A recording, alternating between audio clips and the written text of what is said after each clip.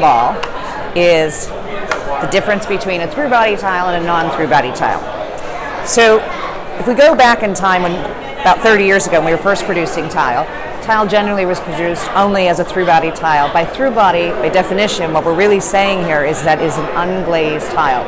So there is no surface visual to it whatsoever. It's just monolithic and solid, and the color runs all the way through the body of the tile. Now since then, in the past 30 years, we've come up with a lot of great new technology that allows us to create really cool visuals on tile and textures, whether it's a wood look, a concrete look, or in this case, a terrazzo look.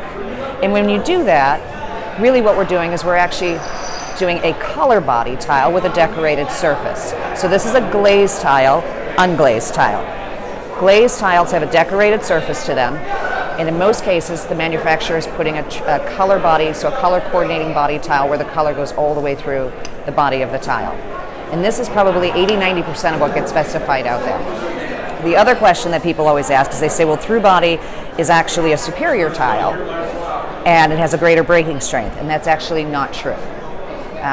The color body tiles, the glazed tiles, can actually have as strong of a breaking strength, if not stronger. So there's really no variation in there, but I think the thing that people were most concerned about was, well, what happens if it chips? And so they like the fact that you would see the color going all the way through the body in that case. In order to break this tile, the actual commercial breaking strength of it, I mean, some of these are in excess 450 pounds per square inch or 500 pounds. You would really have to take some serious damage. You know, I always use the example of dropping a bowling ball from the second floor to be able to break it. So that's the difference between the two.